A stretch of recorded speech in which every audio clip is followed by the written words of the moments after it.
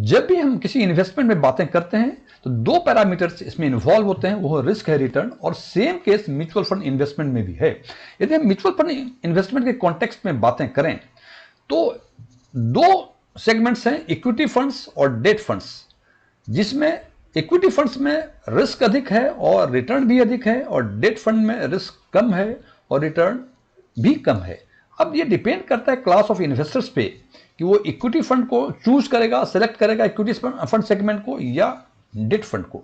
हालांकि इन दोनों के बीच का भी एक फंड है, वो है हाइब्रिड फंड, क्योंकि ये हाइब्रिड फंड उन इन्वेस्टर्स के लिए है जो अधिक रिस्क भी लेना नहीं चाहते और कम रिटर्न भी लेना नहीं चाहते। आज हम चर्चा करेंगे उसी सेगमेंट की, that is called hybrid segment, hybrid fund segment. और हाइब्रिड फंड में भी कई सारे फंड्स होते हैं, और जो दो मिलते जुलते नाम हैं उन फंड का नाम है बैलेंस्ड हाइब्रिड फंड और बैलेंस्ड एडवांटेज फंड।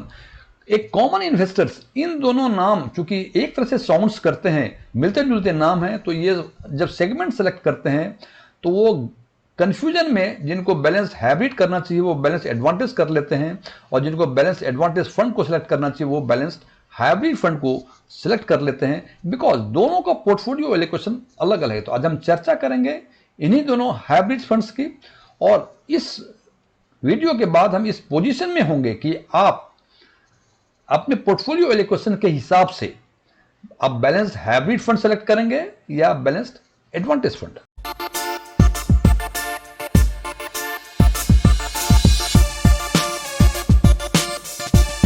यदि मेरा ये वीडियो आपको पसंद आए, इसे लाइक करें, अपने फ्रेंड्स के साथ शेयर करें। कुछ चीज़ें अच्छी लगी हो कमेंट करके बताएं, कुछ चीज़ें अच्छी नहीं लगी हो इसके बारे में ज़रूर बताएं। और यदि आप पहली बार हमारे चैनल को विजिट कर रहे हैं तो सब्सक्राइब करें और बगल में बेल आइकन को जरूर दबाएं, ताकि हमारे सभी नए वीडियो की नोटिफिकेशन आपको लगातार मिलती रहे। S1 टेक्सफिन में आपका एक बार फिर से स्वागत है। मेरा नाम DM झा है। जैसा कि पहले हम चर्चा कर चुके हैं, ये दोनों ही फंड हाइब्रिड फंड से बिलोंग करते हैं, और हाइब्रिड फंड का सीधा साधा मतलब है इसमें डेट और इक्विटी दोनों का मिक्सचर होता है। प्योर इक्विटी कोई नहीं होता, प्योर डेट कोई नहीं होता, दोनों का ये मिक्सचर होता है। अब यदि इसके extent of investment in debts and equity की बातें करें तो हम देखते हैं कि in case of balance hybrid fund जो स्कोप है इन्वेस्टमेंट का डेट और इक्विटी में, इट इज लिमिटेड स्कोप, और limited means the range is 40 to 60%। इसका सीधा मतलब कि डेट में या इक्विटी में, आइदर और डेट और इक्विटी, किसी भी परिस्थिति में उसका कम से कम 40% से इन्वेस्टमेंट कम नहीं हो सकता, और अधिक से अधिक 60% से अधिक इन्वेस्टमेंट नहीं हो सकता। फॉर एग्जाम्पल, यदि किसी पर्टिकुलर फंड में 45% इक्विटी है और 55% डेट है, इसका मतलब इक्विटी यदि बढ़ाना चाह रहे हैं आप तो 45 से आप 60 कर सकते, 45, 50, 55, 60, जैसे वो 60 करेंगे डेट का पोर्शन जो है वो 40% हो जाएगा। लेकिन आप या तो डेट का पोर्शन 40% से नीचे नहीं कर सकते, या इक्विटी का पोर्शन आप 60% से ऊपर नहीं कर सकते। सीधे साफ शब्दों में इक्विटी और डेट दोनों में से किसी भी एसेट का जो लोअर सीलिंग है इट इज 40% और upper ceiling is 60%। So it is called, it is limited scope. Scope is only 20%, 40% कम से कम करना है, अधिक से अधिक 20% करना है, 20% बढ़ा सकते हैं। जिसका 60% है उसका 20% आप कम कर सकते हैं up to 40%। So it is called limited scope up to the extent of 20%। लेकिन बैलेंस एडवांटेज फंड के केस में इट इज हाईली फ्लेक्सिबल, और ये रेंज जो डेट इक्विटी का चेंज होता है इट इज 0 to 100%। इसका मतलब किसी समय में मार्केट कंडीशंस के हिसाब से ये हो सकता है कि उस फंड में इक्विटी 0 हो जाए और 100% डेट हो जाए, या इसका उल्टा हो जाए, इक्विटी 100% हो जाए, डेट 0 हो जाए, या इस बीच में कोई भी प्रोपोर्शन हो सकता है। ये 50-50 भी हो, 60-50 भी हो, 60-40 भी हो, 10-90 हो, 90-10 हो। It is highly flexible, it all depends upon the market condition. So it is called that balanced advantage fund never follow any fixed proportion, whereas balanced hybrid fund follow fixed proportion. वो proportion क्या है? 40-60, not below 40 and not above 60. और balance advantage fund को हम dynamic allocation fund भी कहते हैं। बहुत सारे fund house balance advantage fund का नाम डायनेमिक एलोकेशन फंड के नाम से दिए हुए हैं। और यदि इन दोनों का हम एग्जाम्पल देखें तो हम देखते हैं कि बैलेंस्ड बंधन का एसेट एलोकेशन फंड, नाम इनका है Bandhan asset allocation fund, belongs to hybrid fund और इसमें इक्विटी का पोर्शन 42% है। यदि मार्केट कंडीशन इनके फंड मैनेजर के हिसाब से अच्छा रहता है तो ये 42 जा सकता है अप टू 60% पे, not beyond that. In case of balance advantage fund there, हमने दो फंड लिया हुआ है, एक्सिस का बैलेंस्ड फंड और एबीएसएल का बैलेंस एडवांटेज फंड। एक्सिस के बैलेंस फंड में इक्विटी का पोर्शन 70% है, it is more than 65%, it is more than 60%। और एबीएसएल में इक्विटी का एक्सटेंट इट इज ओनली 52%, इसका मतलब 48% जो है इसमें डेट का प्रोपोर्शंस है। सो यहां हम देखते हैं कि इनका कोई लिमिट नहीं है, 70% हो सकता है, 50% हो सकता है, लेकिन यहां लिमिट है कम से कम 40%, अधिक से अधिक 60%। अब यदि बात करें इसके रिस्क रिटर्न की, चूंकि बैलेंस हाइब्रिड फंड में ये फॉलो करते हैं फिक्स प्रोपोर्शन, इनका जो स्कोप है वो 20% का है। सो चूंकि इनका स्कोप 20% का है तो in comparison to balance advantage fund इनमें लेसर रिटर्न होता है और रिस्क भी लो है। लेकिन इनके जस्ट उल्टा बैलेंस एडवांटेज फंड में there is no any fixed proportion, इसका मतलब इक्विटी या डेट 0 से 100 तक आप वेरी कर सकते हैं depending upon the market condition, इसलिए इसमें रिटर्न भी अधिक होता है लेकिन रिस्क भी।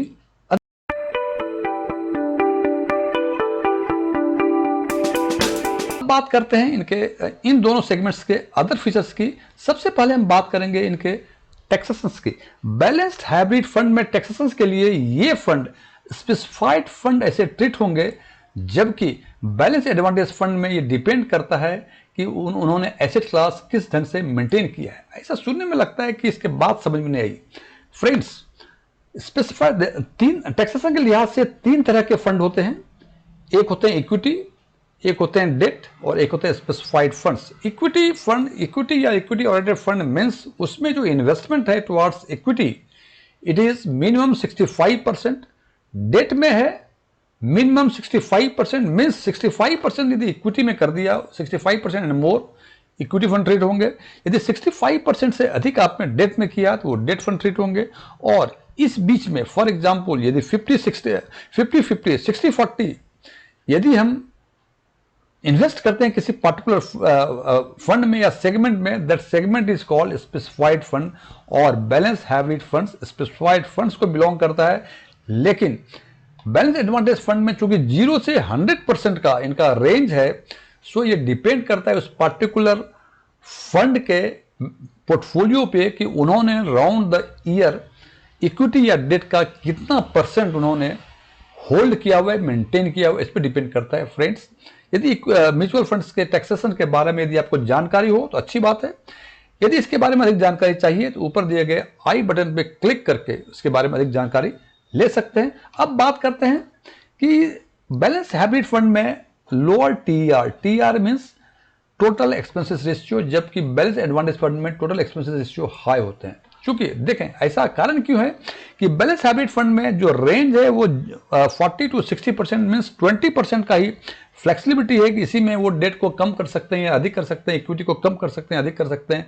जबकि इन case of balance advantage fund ये रेंज 0 to 100 है। हो सकता है कि 2 महीने पहले 100% इक्विटी थी और 2 महीने के बाद 100% डेट हो जाए। चूंकि इनका स्विच ओवर काफी फास्ट अधिक होता है, इसलिए इनका एक्सपेंसेस रेशियो अधिक होता है और पोर्टफोलियो टर्नओवर रेशियो भी बैलेंस एडवांटेज फंड का अधिक होगा in comparison to balance hybrid fund. So balance hybrid fund में टोटल एक्सपेंसेस रेशियो हमेशा कम होंगे, एडवांटेज फंड में ये हमेशा अधिक होंगे। अब बात करते हैं कि ये फंड किसके लिए सुटेबल है।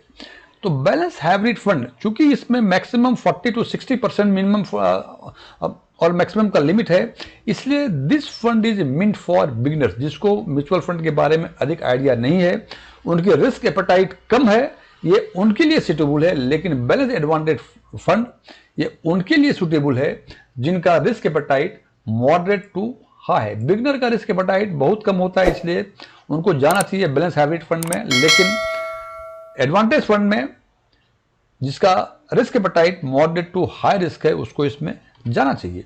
और चूंकि बैलेंस हाइब्रिड फंड में जो फ्लेक्सिबिलिटी है 20% की, 40-60% के बीच कहीं आप अपना एसेट एलोकेशन चेंज कर सकते हैं, इसलिए इनका जो रिटर्न होता है ये ऑलमोस्ट यूनिफॉर्म होता है, जबकि बैलेंस एडवांटेज फंड का रिटर्न यूनिफॉर्म नहीं होता है। बिकॉज हो सकता है कि 6 महीने जो है ये 100% इक्विटी हो, मार्केट उसके कंड्यूसिव रहा हो, तो उन्होंने पूरे 100% इक्विटी में इन्वेस्ट कर दिया, तो उस टाइम रिटर्न अच्छे होंगे। हो सकता है मार्केट कंड्यूसिव ना हो और 100% डेट पे इन्वेस्ट कर दिया हो, तो उस टाइम उनका रिटर्न काफ़ी कम हो जाएगा यदि कंपेयर करें इक्विटी रिटर्न से।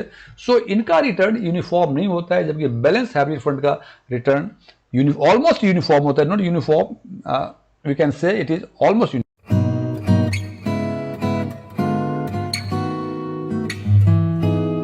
अब सवाल यह है कि चूंकि ये दोनों ही फंड हाइब्रिड फंड हैं और हमने इन्हीं दोनों के बारे में चर्चा किया और आप भी इस वीडियो को देख रहे हैं, इसका मतलब you are interested in hybrid fund. इसका मतलब ये हुआ कि आप अधिक रिस्क लेना नहीं चाहते, लेकिन रिटर्न थोड़ा सा अधिक लेना चाहते हैं।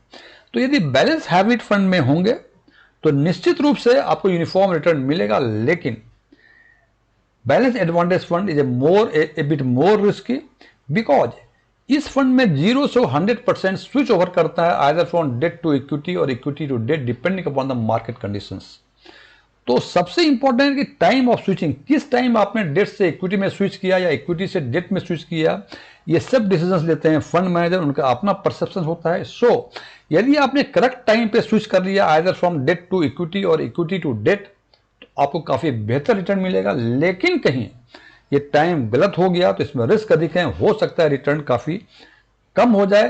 तो while you select the fund balance advantage fund, आप उनके फंड मैनेजर के बारे में उसका एक्सपीरियंस देख लें कि उनको इस फील्ड में कितना एक्सपीरियंस है, उसी हिसाब से इसमें फंड को सेलेक्ट करें। बिकॉज इसमें फ्लेक्सिबिलिटी काफ़ी अधिक है, 0 to 100%। हालांकि मैं जैसे बार बार कहता हूं कि फंड सेगमेंट सिलेक्शन करने में या फंड सिलेक्शन करने में सबका इंडिविजुअल्स का अपना रिस्क परसेप्शन, रिस्क टॉलरेंस, अपना इन्वेस्टमेंट टेम्परामेंट होता है, निर्णय अलग अलग हो सकता है। It is the factual video, ये फैक्ट्स हैं, इस फैक्ट्स के बेसिस पे डिसीजन अलग अलग हो सकते हैं।